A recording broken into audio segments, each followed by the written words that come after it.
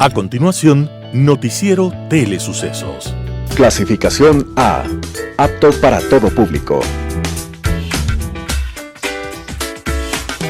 Un noticiero pensado para usted porque se lo merece. Nos acercamos a la realidad desde diferentes perspectivas. Noticiero Telesucesos. Primera parte del Noticiero Telesucesos con las noticias más importantes del día.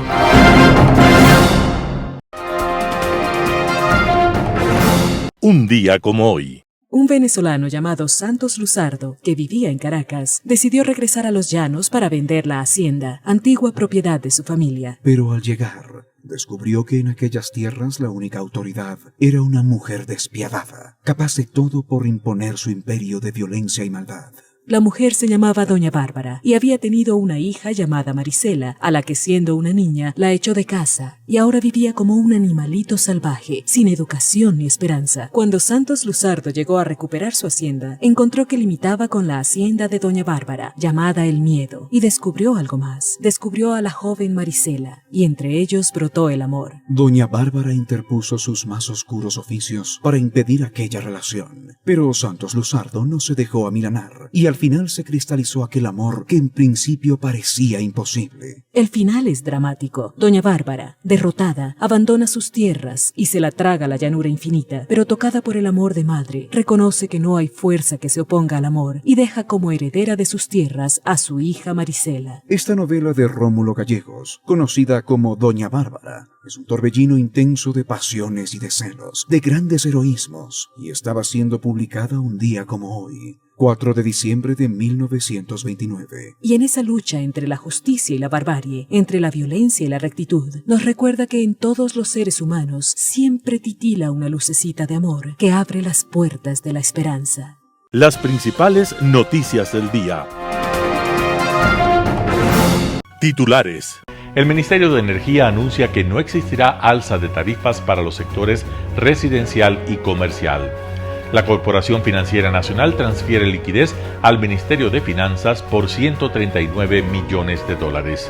Se lanza concurso para diseño arquitectónico de Quitopía Layer. Riesgo País cierra en noviembre con 2.016 puntos. En el segmento de opinión, la juventud toma el timón del Ecuador. Los editoriales serán de Ramiro Ruiz, Copia de Escándalos, Roberto Aguilar, Los chicos pro no pierden tiempo. Noticias del día. Ministerio de Energía anuncia que no existirá alza de tarifas para los sectores residencial y comercial. El pliego tarifario del servicio de electricidad para el año 2024, que contempla las tarifas residenciales, industriales, alumbrado público, carga de vehículos e incentivos, fue aprobado el 30 de noviembre del 2023 por el directorio de la Agencia de Regulación y Control de Energía y Recursos Naturales No Renovables. El Ministerio de Energía anunció que a pesar de que el sector eléctrico se encuentra en terapia intensiva, se decidió que no existirá alza de tarifas para los sectores residencial y comercial, que actualmente reflejan un valor promedio de 10 centavos por kilovatio hora. Adicionalmente, se ratificaron los incentivos referentes a la tarifa de la dignidad, adultos mayores y los usuarios que pertenecen al programa de eficiencia energética para cocción por inducción. Para el sector industrial, los miembros del directorio decidieron que las pequeñas industrias continuarán con los incentivos y también para las medianas y grandes, que durante el periodo de estiaje se autoabastezcan con su propia generación y eviten el uso de la energía proveniente del Sistema Nacional Interconectado. Como parte del orden del día, los integrantes del directorio votaron a favor de conservar los mecanismos de cobro del servicio de alumbrado público, así como el establecimiento de las tarifas para la carga de vehículos con energía eléctrica. Además, dispuso a la agencia el desarrollo e implementación del procedimiento respectivo. La Corporación Financiera Nacional transfiere liquidez al Ministerio de Finanzas por $139 millones. En medio de una difícil situación de la caja fiscal, la Corporación Financiera Nacional entregó 139 millones de dólares de su liquidez al Ministerio de Finanzas en una operación realizada el 30 de noviembre de 2023. Así lo confirma el gerente del Banco Central del Ecuador, Guillermo Avellán, quien aclaró que el Banco Central del Ecuador solo participó como agente pagador. No es una operación de liquidez ni de préstamo del Banco Central al Ministerio de Finanzas, así lo dijo Avellán, y recalcó que tampoco se han usado las reservas internacionales, lo que está prohibido expresamente por ley. Añadió que el Banco Central no autoriza este tipo de transferencias, sino que solo las ejecuta. La transferencia de 139 millones de dólares es una operación de liquidez entre la Corporación Financiera Nacional y el Ministerio de Finanzas, amparada en el artículo 173 del Código Orgánico de Planificación y Finanzas Públicas, así lo comentó el gerente del Banco Central del Ecuador. Y añadió que los recursos que solicitó Finanzas a la Corporación Financiera Nacional tendrán que ser devueltos. La operación refleja las necesidades de liquidez que tiene el Estado para hacer frente a los 2.432 millones de dólares en atrasos. Es la última cifra que se tiene hasta noviembre de 2023. Los valores pendientes de pago son con burócratas. Una parte de ellos no ha recibido el salario de noviembre aún. Además, el Estado tiene atrasos con los gobiernos seccionales, con proveedores y con el Instituto Ecuatoriano de Seguridad Social. Se lanza concurso para diseño arquitectónico de Quitopía Layé. La empresa pública metropolitana de Hábitat y Vivienda y el Colegio de Arquitectos del Ecuador, Núcleo de Pichincha, realizaron el lanzamiento de la convocatoria para la selección del proceso de lista corta del concurso de ideas para el diseño arquitectónico de Quitopía Layé. Este proceso está dirigido a profesionales y estudios de arquitectura que estén habilitados para ejercer en el Ecuador. La postulación estará abierta desde el 29 de noviembre hasta el 4 de enero del 2024. El concurso tiene como objetivo generar propuestas de diseño para aprovechar la antigua estación del trolebús y convertirla en un espacio de encuentro y participación que impulse la inclusión, la cultura y la economía circular, que se convierte en un referente urbano para potenciar el desarrollo integral de la ciudadanía. El diseño tiene que ser muy potente, la obra pública tiene que estar bien diseñada, bien construida y conceptualizada, expresó Cristina Gómez Jurado, gerenta general de la empresa metropolitana de Hábitat y Vivienda, al tiempo de destacar el proceso participativo de la ciudadanía en lo relativo a los servicios que ofrecerá la primera Quitopía. María Samaniego, presidenta del Colegio de Arquitectos de Pichincha, explicó que la entidad que dirige tiene una amplia experiencia en la realización de concursos, más de 60 nacionales e internacionales, un mecanismo que se utiliza tanto para proyectos de obra pública y también privada. La fecha límite para la presentación de propuestas es el 4 de enero del 2024. Las bases del concurso se encuentran disponibles en la página web epmhb.gov.es/concurso. Riesgo País cierra noviembre en 2016 puntos. El Riesgo País de Ecuador cerró el 30 de noviembre de 2023 con 2016 puntos, con lo que se ubicó como el tercer país de América Latina con el indicador más alto, solo después de Venezuela, que tiene 18.054 puntos, y de Bolivia, que tiene 2.044 puntos. Se trata de un incremento de 91 puntos frente a los 1.925 registrados el 27 de noviembre de 2023. El indicador de Argentina era hasta ese entonces de 2.416 puntos hasta el 17 de noviembre, pero tras la victoria presidencial de Javier Milei en el país austral el 19 de noviembre, el dato se ha ido reduciendo y al 30 de noviembre ya se ubicó en 1.984 puntos. El Riesgo País es un indicador que refleja la confianza que tienen los inversionistas en que una nación pague o no su deuda externa. Un indicador más alto refleja que los inversionistas perciben que la nación ahora es más riesgosa y podría no pagar, lo que implica caer en default.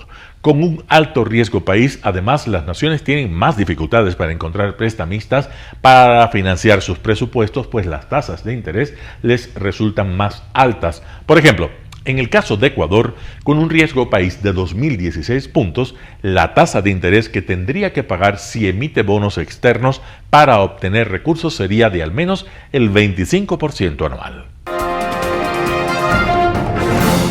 Entrevista del día. En Radio Sucesos estuvo Stephanie Macías, ella es estratega política, hizo un análisis de la primera semana de funciones del presidente Daniel Noboa. Escuchemos lo que dijo. Comencemos con lo obvio, es una semana diferente, es una manera de hacer política diferente, es una manera en la cual nos estamos acostumbrando a estas nuevas formas entre novedosas, jóvenes y quiero remarcar diferentes. Lo que sí tiene un componente adicional que es que tienes un secretario de comunicación con una experiencia que te ayuda a profundizar los temas y un poco ir avanzando en contexto y coyuntura. En cuanto a eso, me parece una semana desde un punto de vista de comunicación súper robusta. En cuanto a estrategias y políticas, estamos viendo las nuevas formas y los nuevos fondos de este presidente que es diferente. ¿Diferente en qué básicamente? Aparte de su edad, de sus formas, Milton. Sus formas de comunicar. Es un hombre pragmático de muy pocas palabras. Es un hombre que estamos viendo que su gestión es más hacia la acción. Es un hombre diferente hasta en su presentación. Yo comentaba, vimos fue ayer o antes de ayer lo del metro, en lo cual vimos al alcalde, al presidente de la asamblea, San Corbata, y él estaba en jean y chompa de gamuza. Ajá. Lo que te quiero decir es que hasta en sus formas es diferente. Hay un aire fresco en esta diferencia, después de tener muchos años de una guerra política. Sí se siente como que se bajan las aguas, como que él no está pensando en contestar, en atacar, en guerrear políticamente, está pensando en ir en lo suyo. Y eso muestra un poco su pragmatismo. ¿Y por qué digo muestra un poco? Porque la campaña fue tan corta que alcanzamos a tener, como los americanos dicen, un glimpse. Vimos un poquito de lo que él era como candidato y como persona, pero no sabemos la profundidad. En anteriores ocasiones tú podías decir, el presidente Lasso tiene estas características y si dices esto o haces esto se va a incomodar y si se incomoda estas serán las reacciones. Lo mismo en anteriores presidentes. En este caso tiene mucho reconocimiento nacional, pero poco conocimiento de profundidad de él, cuáles van a ser sus reacciones. Entonces, cuando pasa lo que está pasando hoy, todo el mundo dice, bueno, ¿y qué va a hacer? ¿Va a reaccionar? ¿Va a responder? ¿Va a decir? Él no se inmuta, él sigue. Entonces, por eso te decía que es una manera nueva. Estamos acostumbrados al dime y direte de lado y lado, y aquí él sigue su camino y no se inmuta. Es una manera nueva. Tenemos que ir viendo en el tiempo si es una manera mejor. Esta generación también le rehúye el conflicto, no por miedo, no por ausencia de sustento y argumentos, sino que lo creen necesario. Están dispuestos a sustentar y argumentar sus puntos sin tanta controversia. Y eso veremos en las nuevas actitudes que va a tener este gobierno de no confrontación, no solo por un tema electoral, sino porque por lo que estamos viendo el presidente es así. Hemos visto algunos ditos, por ejemplo, bueno, de las diferencias con la vicepresidenta, también la reestructuración de la vicepresidencia, este primer proyecto de ley económico urgente que envió, el cambio de la cúpula de las Fuerzas Armadas y también un poquito antes lo que ocurrió con este acuerdo de gobernabilidad alcanzado por el presidente en la Asamblea Nacional entre el PSC y el correísmo. ¿Cómo vemos de estas acciones? ¿Podría calificarlas de acertadas, desacertadas? ¿Cuál sería su evaluación, Stephanie? Yo creo que estamos viendo una estrategia en la cual el presidente, y su equipo, tiene claro que tienen 100 días. 100 días para avanzar. ¿Y por qué digo que tiene claro que son 100 días? Normalmente se hablaba de los famosos primeros 100 días porque era una suerte de paz, de generación de dudas razonables, te vamos a dar una tregua. Y aquí hay un aditivo diferente. 100 días porque en marzo y abril comienza la precampaña presidencial. ¿Qué significa esto? Que todo el que quiera ser o aspire ser considerado en sus movimientos o partidos políticos para encabezar una lista, llámese de asambleístas o de candidato presidencial, en marzo y abril va a comenzar a generar ronda mediática, activación de redes. ¿Y cómo lo haces para darte a conocer? no solo con un plan, sino también hablando y mostrando a la ciudadanía lo que al parecer o a tu parecer el gobierno está haciendo mal. Entonces tienes 100 días que no vas a tener un ruido mediático y con esos 100 días tienes que tratar de avanzar. Con esto en mente, creo que el presidente lo que ha hecho es identificar cómo puedes pasar tus 2 leyes antes de estos 100 días, porque sabes que en marzo borra y va de nuevo. El que siquiera considere que esta alianza va a durar todo el gobierno, sería neófito considerarlo. Creo que esto es una estrategia a corto plazo, enero, febrero y marzo, para poder avanzar el mayor número de no solo de proyectos, sino en identificar dentro del gobierno cuáles son estas victorias inmediatas o estos quick wins que puedan dar la sensación a la ciudadanía de que el gobierno está avanzando hacia la dirección que ellos habían propuesto. En Impacto Informativo, Paulo Caña, presidente del Colegio de Abogados de Pichincha, habló sobre la acción de protección al concurso de jueces nacionales. El día de ayer nosotros presentamos una acción de protección con medidas cautelares. Las medidas cautelares consisten, es una institución jurídica que cuando aboca conocimiento del juez en su primera providencia, acepta o niega dichas medidas. En este caso, las medidas cautelares era la suspensión del concurso de jueces. Hasta el momento, hasta el día de hoy, en estas horas, no hemos recibido todavía ninguna notificación por parte de la jueza que está a cargo. Valga decirlo, estos procesos, como son acciones constitucionales, tienen preferencia ante los otros, es decir, son atendidos con una prioridad sobre las demás. ¿Cuáles son los argumentos, Edgar, que nosotros hemos presentado en la acción de protección? Nosotros hemos visto 10 errores o 10 hierros en este concurso. Comenzando primero, cuando se inició el proceso, Edgar, sin ningún concurso y contrariando el reglamento, el presidente del Consejo de la Judicatura prorrogó en funciones a 4 jueces. A 3 de ellos de 3 a 9 años y a 1 de ellos de 6 a 9 años. Es decir, faltó a lo que determina el reglamento, es decir, hacer este concurso.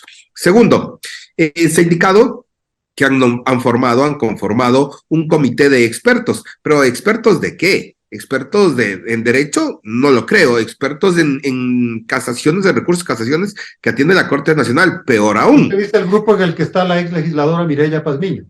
Sí, ella y algunos más, que más bien tienen un asidero político, cuando nosotros como gremio, nosotros como sociedad civil, más bien estamos peleando por la independencia judicial. Esto quiere decir que incluso en este concurso en este comité de expertos no debería haber nadie que esté afín a la política, porque lo que requerimos es transparencia. Por otro lado, Edgar, también se les había convocado de los 195 postulantes para jueces que están, se les había convocado a 92 a que rindan nuevamente la prueba de confianza. ¿Y esta a razón de qué? Entonces, la pregunta nos salta a la cabeza y decimos que ¿acaso no cumplieron la nota que esperaban sobre las personas que presuntamente consideramos que quieren que sean designadas? Y eso implica que exista estos hierros, implica que ya no haya transparencia. Además, ODJ, que es un organismo, ha solicitado incluso carpetas para revisar la carpeta de los postulantes y ha sido negada. Cuando esto más bien tiene que ser público, tiene que haber publicidad para que toda la gente que estamos alrededor podamos conocer. Y otra cosa de los argumentos muy importantes que existe en esta acción de protección es que una jueza de la Corte Provincial de la SUAY que se presentó como postulante y debía entregar la documentación o subir la documentación hasta un cierto plazo, no lo hizo y fue calificada con 0, a pesar de que su experiencia laboral es de larga data. Pero no solo ello, sino que otro postulante en las mismas condiciones, con el mismo hierro, fue aceptado y calificado. Entonces, ¿por qué existe esta diferencia entre uno y otro? Y eso es lo que obviamente llama la atención. Por otro lado, Edgar, permítame comentarle que incluso hay una comisión internacional que ha venido acá al Ecuador que está liderada por el doctor Diego García, y ellos ya han coincidido en lo que nosotros acabamos de decir.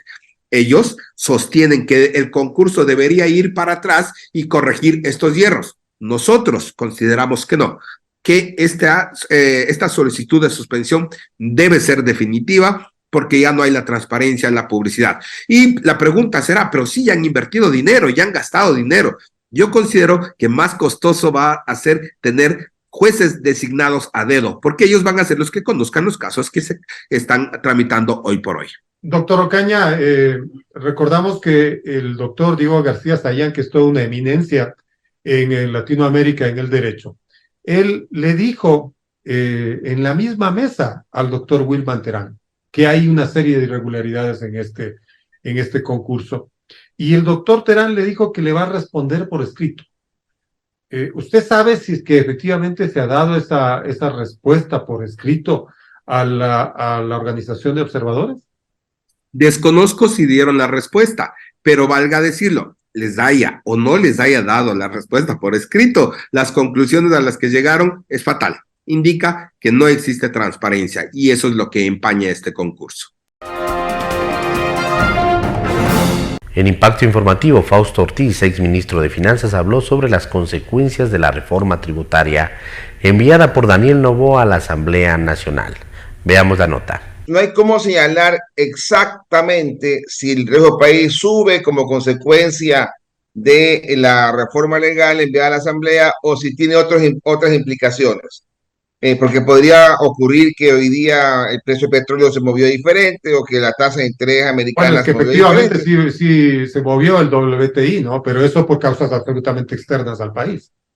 Claro, pero el movimiento del WTI, si que fuera para abajo, entonces también afecta el riesgo país, porque el mensaje es, si el precio del petróleo baja, tiene menos plata el país para pagarnos y el riesgo país sube. Por lo tanto, no hay cómo atribuirle matemáticamente que es por eso. Pero por supuesto, si la reforma que está planteada no tiene elementos que digan vamos a atacar el déficit fiscal de frente para que en el largo plazo tengamos eso ahí, no pasa un mensaje positivo de cara a los mercados y podría entonces repercutir de alguna forma en el comportamiento del riesgo país. El proyecto, a grosso modo, ¿cómo lo ve usted? ¿Realmente solventa los grandes problemas que en este momento tiene la caja fiscal? Que, según lo que informó el gobierno a inicios de semana, difícilmente llegaba a los 200 millones de dólares. Sí, pero eso de ahí también es un asunto que para mí va ganando experiencia, tiene que ir ganando la curva de aprendizaje. Difícilmente un gobierno que sale le va a dejar la caja con 500 millones de dólares, 1.000 millones para decirle, ahí te dejo la plata para ver tú en qué gastas, porque el gobierno que sale va a tener que pagar a los proveedores, va a tener que pagar todos los otros gastos y va a dejar un saldo de caja normal, tal cual lo recibió también uno. El Lazo dice que lo recibió 60 millones y lo entregan 180, es decir, lo entrega el triple de lo que recibió, que tampoco es una cosa tan extraordinaria. El asunto importante acá es que hasta el día de ayer, los impuestos en el mes de noviembre habían sido más de 1.050 millones de dólares. La deuda que se había conseguido hasta el día de ayer era también más de 1.000 millones de dólares. Se había pagado amortización de deuda por 500 millones de dólares y se habían pagado gastos propios de la operación del mes de noviembre, también por otros, algo cercano a los 500 millones de dólares. Por lo tanto, más o menos va cuadrando las cifras. Inclusive el día de ayer, el Ministerio de Finanzas pagó 350 millones de dólares de la nómina del mes de diciembre. Me imagino que hoy día o mañana el Ministerio de Finanzas pagará el saldo. La nómina de noviembre. La nómina de noviembre, sí. O sea, porque la de diciembre es la carga pesada acá. Son como 1.320 millones de dólares por los sobresueldos. Sí, pero los que hemos sido ministros de Finanzas sabemos un poco qué es lo que se hace, digamos, ¿no? Y el que viene le toca aprender también sobre la jugada, sobre la marcha. ¿Qué es lo que tienes la obligación de pagar? Si estás apretado, tienes la obligación de pagar el 13º hasta el 15 de diciembre.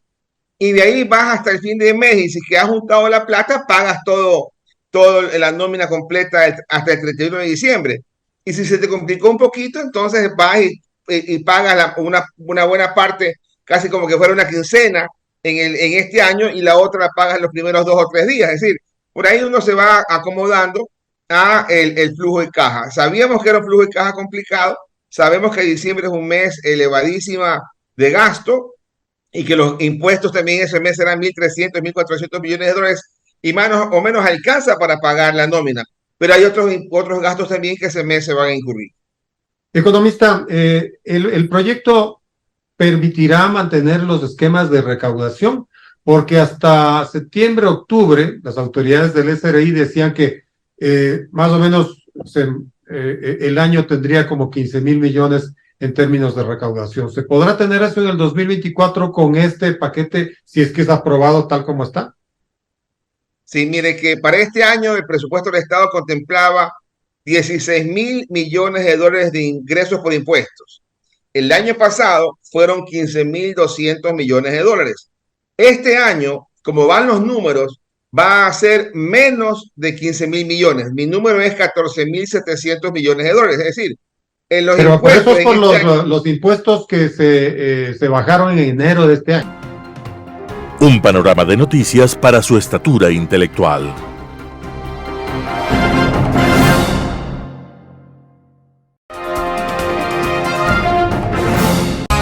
Poder Ciudadano, con el doctor Patricio Quijón. Daniel Noboa y la juventud tomaron el timón del Ecuador.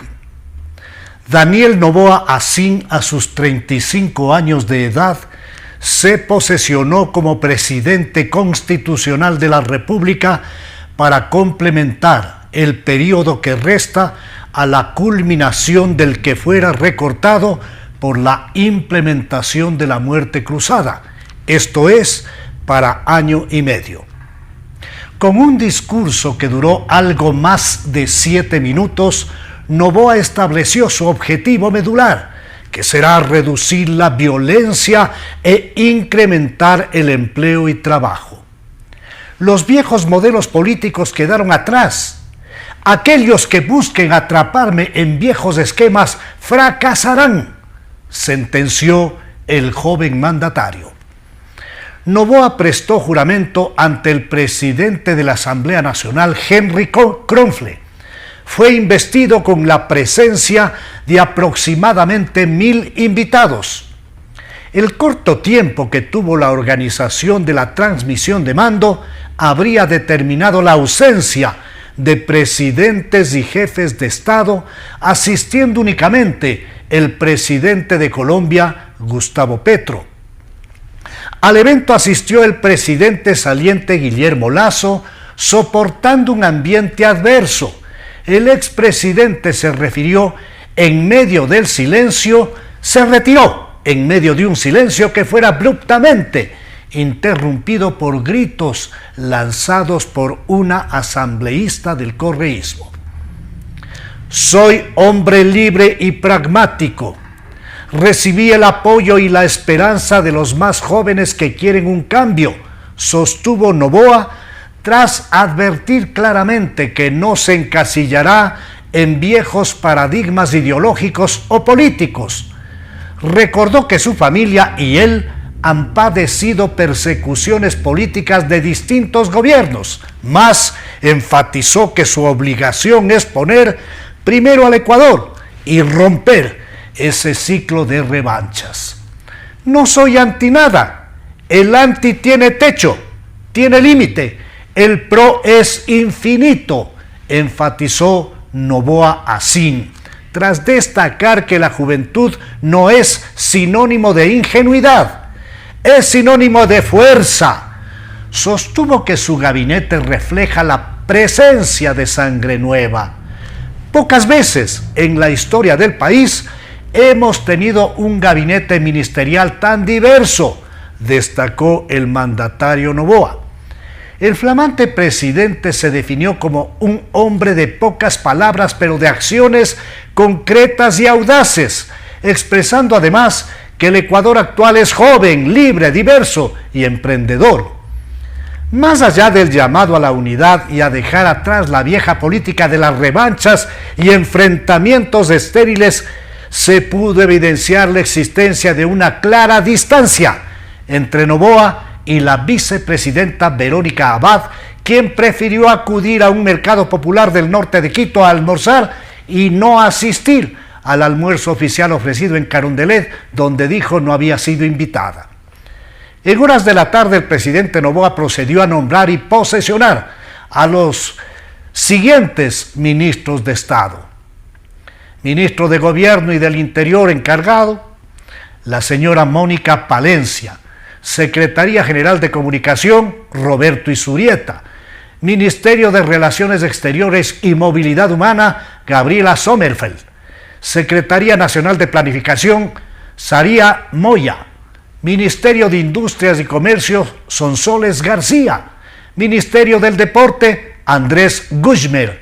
Ministerio del Ambiente, Sade Frichi.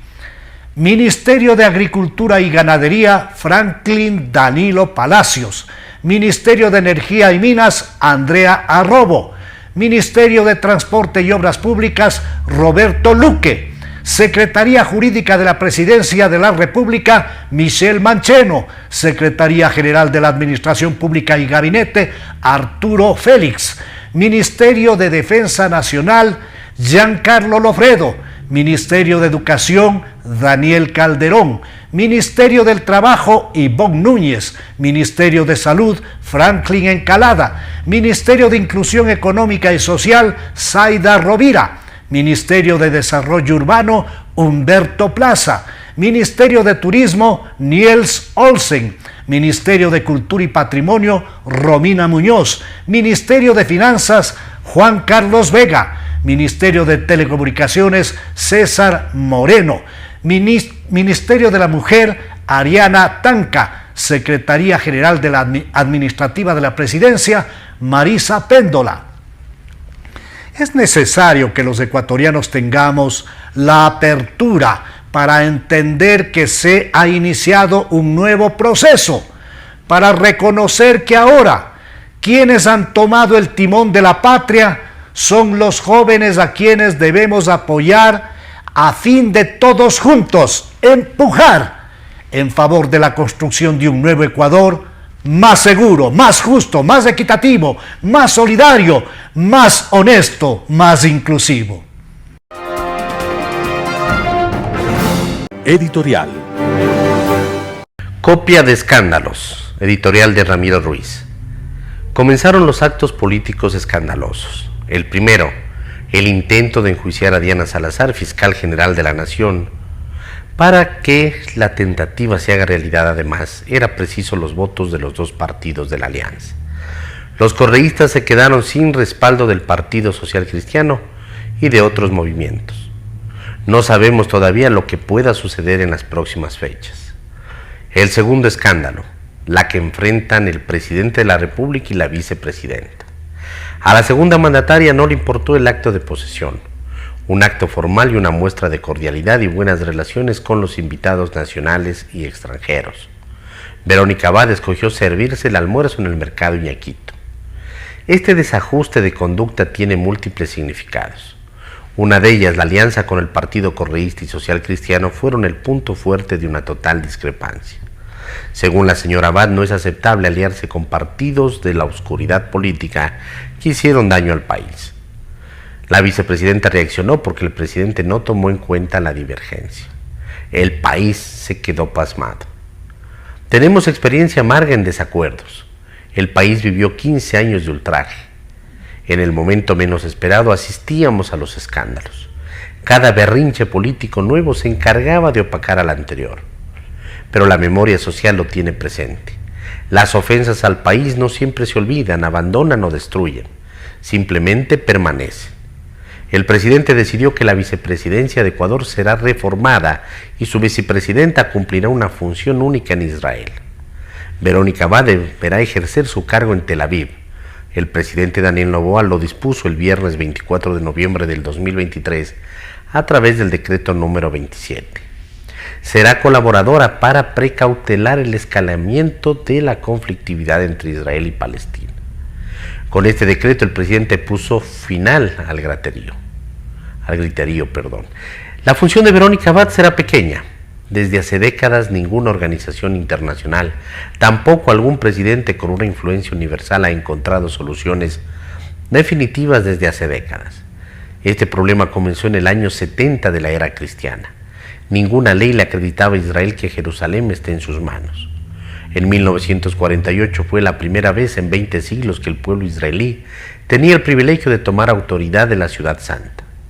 Con esta larga historia de luchas, la vicepresidenta, aunque no se afigure en la consecución de la paz, puede conseguir convenios de cooperación en asistencia de investigación y desarrollo de la agricultura, tecnologías en comunicación global, educación ética y valores culturales, seguridad nacional y otras fuentes de desarrollo.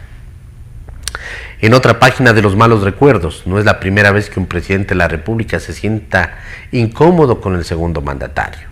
Señalamos a los vicepresidentes difíciles desde 1979, Blasco Peña Herrera, binomio con León Febres Cordero, que gobernó entre el 84 y 1988. Al inicio de la relación fue normal, pero se desarticuló después del Taurazo. En enero de 1987, la insurrección militar le secuestró a Febres Cordero por varias horas. A la doctora Rosalía Arteaga, vicepresidenta en 1996, Bucaram le excluyó totalmente del manejo del Estado. Bucaram huyó del país y dejó el cargo. Arteaga no pudo asumir la presidencia. El Congreso nombró a Fabián Alarcón como presidente interino. Solo gobernó 3 días, encargada del poder. Alberto Dají gobernó junto al expresidente Sixto Durán Ballén. A diferencia de lo inusual, la incomodidad que causó Alberto Dají al presidente Sixto Durán Ballén, 1992-1996, no era por una confrontación interna, sino por el escándalo del uso de los fondos reservados. Lenín Moreno, vicepresidente de Rafael Correa en el 2007, fue la persona cordial del gobierno porque desarrolló un plan pionero en la atención a las personas con discapacidad. Jorge Glass asumió la vicepresidencia en el 2017 en binomio con un Lenín Moreno. Glass apenas tuvo funciones 8 meses. El problema no está resuelto. La función de la vicepresidenta apenas es simbólica, casi insignificante. Desde el regreso del Ecuador a la democracia, la vicepresidencia ha sido una función que ha entorpecido a los presidentes. Mientras las funciones de los presidentes fueron claras en las constituciones, las de los vicepresidentes han sido imprecisas. La actual Constitución establece que el vicepresidente asumirá las funciones que el presidente determine, y eso deja un extenso margen facultativo. Quizás los políticos resuelvan el problema. Editorial de Ramiro Ruiz. Los chicos pro no pierden tiempo. Roberto Aguilar, El Expreso. El debate de lo importante tarda en arrancar. El primer proyecto de ley económica urgente del presidente Noboa llegó hace 3 días a la Asamblea y hasta el momento no consigue despertar ni el interés de nadie. En los noticieros de televisión, en las tertulias radiofónicas, en las redes sociales, economistas de distintas tendencias han comenzado a debatirlo, a criticarlo, a sugerir mejoras. Todos ellos, se entiende, lo han leído. ¿Qué ocurre en la Asamblea con aquellos llamados conocerlo, reformarlo y aprobarlo o archivarlo? Verdad es que el documento todavía tiene que pasar por un trámite obligatorio antes de llegar al Pleno. Ha de ser conocido por el CAL, ha de ser derivado hacia una de las comisiones de lo económico. Cabe esperar que la de régimen, donde se emitiría un informe con recomendaciones. Sin embargo, es sintomático el hecho de que ningún asambleísta, ninguno hasta el momento, haya creído pertinente participar en el debate público que han comenzado a animar los economistas del país. ¿Alguno lo ha leído? Sí, hay en la Asamblea un porcentaje mínimo, es cierto, insignificante quizá, pero porcentaje al fin, de personas que leen. Al menos leen los proyectos de ley y leen informes que son parte de su trabajo, ya que no leen libros o revistas. Han leído el primero de una serie larga de proyectos económicos urgentes que pretende enviar el Ejecutivo, y que conste que este era, se supone, el objeto mismo de la alianza que llevó al nebotista Henry Kronfle a la presidencia de la Asamblea y que tiene a Daniel Noboa lanzando cohetes por las bondades de la no confrontación y el mundo con hitos de los chicos pro. Aprobar las leyes que benefician al país, para eso se juntaron. Pues bien, ahí está la primera de esas leyes, o debería serlo, y resulta que al tercer día de tenerla ya por delante, nadie ha dicho una palabra. Inseguridad, desempleo, déficit fiscal, la agenda de los temas urgentes es indiscutible, y se pasaron días recitándonosla mientras avanzaban en sus acuerdos secretos que debían estar listos, sí o sí, para la instalación de la nueva Asamblea. Han pasado 15 días desde entonces y esos temas no han vuelto a mencionarse. ¿Cuál es la agenda legislativa de estas primeras 2 semanas? Porque los temas, y en eso estaban todos de acuerdo, eran urgentes, urgentísimos. ¿Dónde entonces, en qué comisión, en qué bancada se están debatiendo las leyes que beneficien al país en materia de inseguridad, desempleo, déficit fiscal? La respuesta pura y simple es que no existe agenda legislativa en el legislativo. Ninguna, en absoluto. De lo que sí se ha hablado en estos días con pasión, con vehemencia, con aquel sentimiento de urgencia que el país esperaba ver comprometido en la resolución de los problemas que lo aquejan, es de impunidad y de venganza. No con esas palabras, por supuesto. Esas palabras no corresponden al espíritu del Sindicato Nacional del Buen Rollito. Aquí se dice fiscalización. Pero de impunidad y venganza se trata, al fin y al cabo. Asegurarse un contralor fiel, tratando de tumbar al nuevo, bajarse de paso a los consejeros de participación ciudadana que no se dejan mandar, decapitar a la fiscal general mientras se recibe por la puerta grande al presidente del Consejo de la Judicatura, procesado por obstrucción de la justicia, vengarse definitivamente de Guillermo Lazo a como dé lugar. Esa es la única agenda de la Asamblea. Las leyes urgentes ya se aprobarán, ¿o no? ¿A quién le importa? Roberto Aguilar, El Expreso. Noticias internacionales. En salud, la ONU cree que en el 2030 puede haberse acabado con el SIDA. En 7 años puede acabarse con el SIDA. Es la conclusión de un nuevo informe de la Agencia contra el SIDA de Naciones Unidas que, con el título de Deja que las comunidades lideren, muestra que se puede poner fin al VIH como amenaza a la salud pública en 2030. La condición es financiar a comunidades locales y dejar que tomen la iniciativa. We are celebrating the fact that there's tremendous progress that we've seen in the global HIV response.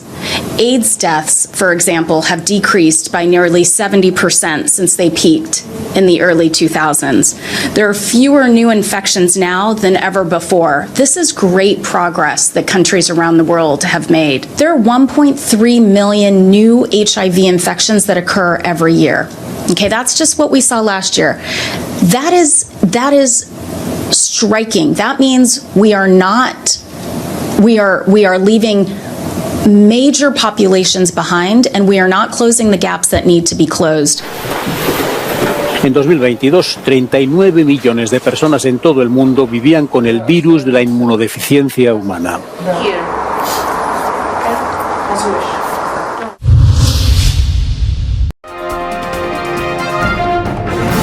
Nueva exposición en Nueva York revela al mundo secretos de los elefantes.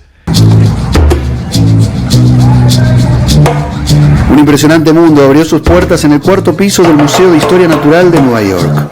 Es muy fascinante, es súper pedagógico. La imaginación comienza a volar con este viaje virtual a través de los genes de los elefantes. Con juegos y exhibiciones interactivas, poco a poco la muestra empieza a tener sentido. Lo que queremos es que la gente tenga en el museo la experiencia, en lugar de en un zoológico o en un santuario.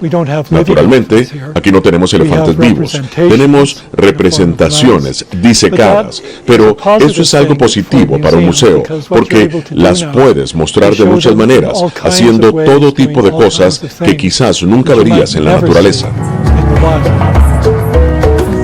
Estos enormes herbívoros siguen una dieta propia para su gran tamaño. Ingieren 200 kilos de comida y toman 200 litros de agua diariamente. En países de Asia y África son adorados como dioses y su evolución ha fascinado a los científicos desde hace años. Pero los elefantes no solo son objeto de estudio para la ciencia. Ciertas características afables de su comportamiento los han hecho también famosos en los dibujos animados. Y aunque esta exposición tiene mucho de juego y experiencias en 3D, busca ser, además de entretenida, educativa, sobre el futuro de estos animales diariamente amenazados de muerte por el marfil de sus colmillos. De los más de 26 millones que poblaban la Tierra hace más de 2 siglos, el Fondo Mundial para la Naturaleza estima que quedan menos de medio millón en estado salvaje. Todo el mundo sabe que la trompa se utiliza como órgano de agarre a modo de pajita, más o menos como una mano para un humano. ¿Cómo lo hace? La trompa no tiene huesos, es solo una nariz muy larga, pero estructuralmente es idéntica a la nuestra. Otra característica que quizás no sabías es que los elefantes pueden detectar vibraciones con sus patas hasta a 30 kilómetros de distancia. Como los humanos, aman las caricias y los mimos, y sus manadas son matriarcales. Así que son las elefantas las que dirigen el camino para la migración y la búsqueda de agua y comida. La verdad es la forma de comunicarse de ellos y la protección entre ellos, entre sus hordas, todo lo que son ellos, la forma que viven en la selva y todo cómo es que se desarrollan. Es muy interesante. Lo que más me ha sorprendido es la inteligencia y la conexión que tienen en comunidad y cómo viven casi como humanos prehistóricos. Durante miles de años, los elefantes y los humanos han cohabitado juntos la Tierra, a menudo de forma incómoda, a veces compitiendo por los mismos recursos.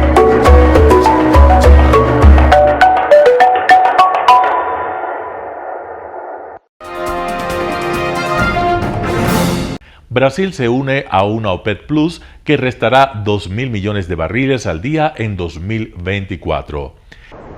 La alianza OPEC Plus ajustará el próximo año los niveles de los suministros petroleros. Lo hará con recortes voluntarios de la mayoría de sus socios, que se suman a los que ya extienden Arabia Saudí y Rusia hasta el 31 de marzo de 2024. La inusual forma del acuerdo ha despertado escepticismo en unos mercados donde se esperaba un recorte adicional y vinculante. Los precios se mantienen bajos también debido a las previsiones económicas aún poco positivas para Estados Unidos y China, así como al aumento de las exportaciones de petróleo de Venezuela e Irán. La sorpresa del jueves fue el anuncio del ingreso de Brasil a partir de enero en este club de petroestados, que controlan el 40% de la oferta mundial de crudo. Una noticia que coincide con el comienzo de la cumbre del clima en Dubái, donde el gigante sudamericano busca reconstruir su imagen de salvaguarda medioambiental.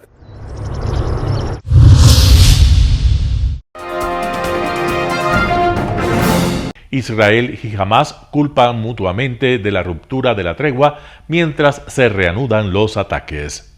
Son escenas de bombardeos sobre Gaza tras el fin de la tregua. Israel y Hamas se culpan mutuamente de la ruptura del acuerdo mientras se reanuda el fuego cruzado, con el lanzamiento de cohetes por parte de las milicias islamistas y con potentes ataques de las fuerzas israelíes por aire, tierra y mar a lo largo de la franja. La ONU ha expresado su alarma ante el fin de la tregua y los planes de Israel de intensificar sus ataques militares. Decenas de personas han muerto en las últimas horas en Gaza, donde cientos de palestinos buscaban desesperadamente a sus familiares bajo los escombros. Qatar afirmó que continuará negociando para volver a la tregua y expresó su profundo pesar por los nuevos ataques israelíes, que han matado a más de 15.000 personas en Gaza en medio de una grave crisis humanitaria ante el colapso de los hospitales y la escasez de vivienda, agua potable, alimentos, medicinas y electricidad.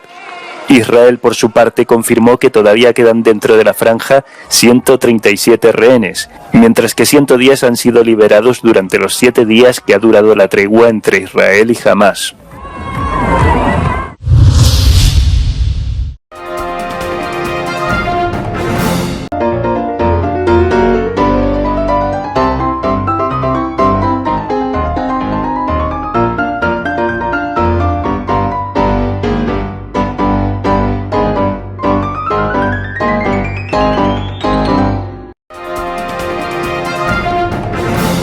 Telesucesos Sports. Deportes, deportes, deportes. Todas las tardes, 4 horas de lunes a miércoles, de 14 a 17 horas. Los jueves y viernes, 6 horas, de 12 a 20 horas. Desde Arena Telesucesos. Transmisiones en vivo, siempre Ecuavoley. Y luego, deportes para recordar. Todas las tardes, deportes en Telesucesos Sports, bajo la dirección del arquitecto David López. La visión objetiva de quien vive el deporte. Sucesos deportivos, visión de un equipo de opinión joven de comunicadores. Telesucesos, llegamos con nuestra señal a los sectores populares de nuestra ciudad. Quienes no tienen televisión por suscripción atenderán nuestra señal sin costo en Canal 29 UHF Telesucesos. Siempre ecuatorianos, resaltamos nuestra identidad. El básquet, esgrima, tenis de mesa, taekwondo, box y muchos deportes más en Telesucesos Sport, sin costo desde la comodidad de su hogar en Telesucesos Canal 29. Arena Telesucesos es una importante y funcional edificación cubierta dispuesta para la práctica y desarrollo de eventos del Ecuavóley. La transmisión de Telesucesos se podrá sintonizar además a través de Claro TV Canal 43, TV Cable Canal 73 y en redes sociales Facebook Live Telesucesos Quito y YouTube Telesucesos HD. Si deseas asistir a los encuentros en vivo de Ecuavóley, comunícate con nosotros a los números de teléfono 2021-224 o al 0989-973-725. Ven con tu familia y amigos a vivir la emoción del Ecuavóley. Emoción sin límites los días jueves y viernes desde la comodidad de su hogar. Resaltamos nuestra identidad como ecuatorianos iniciando transmisiones en Telesucesos del Ecuavóley, que representa, luego del fútbol, el deporte más popular de nuestro país y el que practican los ecuatorianos residentes en muchos países del mundo. Nuestra señal será transmitida en directo por televisión abierta en la ciudad de Quito y a través de las redes sociales a todo el país, así que llegará a Estados Unidos, España e Italia, creando a través del Ecuavóley un nexo fraterno entre ecuatorianos y entre los inmigrantes de nuestro país. Anuncie en Telesucesos Sport y llegue con nosotros a lo más importante del deporte popular. Telesucesos, con sus transmisiones, jerarquizará esta práctica deportiva, convocando importantes competencias de Ecuavóley dentro y fuera del Ecuador. Llegando con deportes no atendidos por los medios de comunicación que han concentrado su acción en el fútbol. El tenis, box, golf, racquetball llegarán a su pantalla de televisión en tiempo real a través de Canal 29 UHF, competencias que podrán ser atendidas a través de Facebook, YouTube y vivir los encuentros deportivos en directo y en tiempo real. Esté atento a nuestros horarios especiales de transmisión los fines de semana y feriados. Usted y su familia disfrutarán desde la comodidad de su hogar de las emociones del Ecuavóley, deporte tan nuestro. Arena Telesucesos es el escenario en donde el deporte tiene vida. Nuestros invitados y jugadores están en la cancha junto a usted y como nunca antes en la pantalla de su televisor, acercándole a un espectáculo inolvidable de luz, color y fiesta. Por fin usted encuentra el deporte que practica y que nunca es transmitido ni considerado por otros medios de comunicación con la importancia que nosotros le damos. El Ecuavóley es el gran protagonista en una cancha con todos los estándares y comodidad para su práctica. Es el único deporte ecuatoriano con partida de nacimiento ecuatoriana. Somos inéditos, nos acercamos al deporte popular de nuestra gente que comparte nuestros esfuerzos. Somos inéditos y para ello disponemos de un escenario cubierto propio, Arena Telesucesos, desde donde transmitimos nuestros encuentros masculinos y femeninos de este deporte. Simple y gratuito, llama a nuestros números de contacto 2021-224 o al 0989-973-725 y regístrate como invitado especial para nuestros eventos en vivo.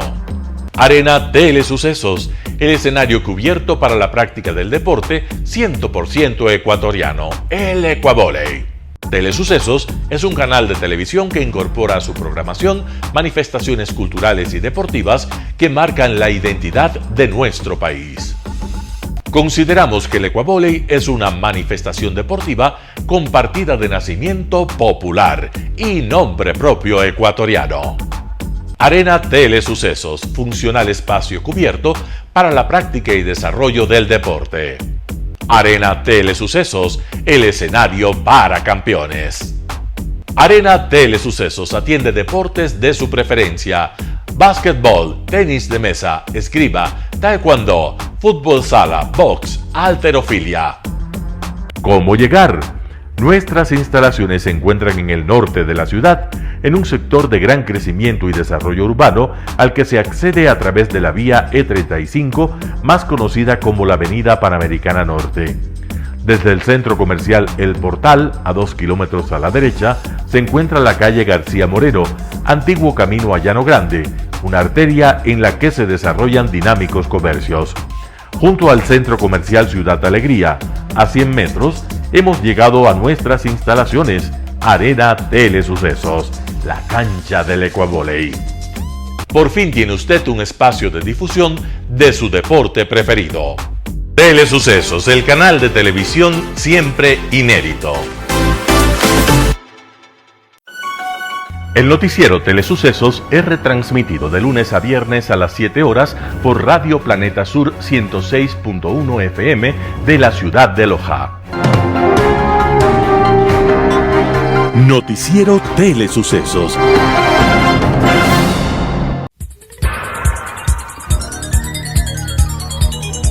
Las opiniones vertidas en este espacio por la producción y dirección del programa son de exclusiva responsabilidad de sus autores y de quienes intervienen en ellos.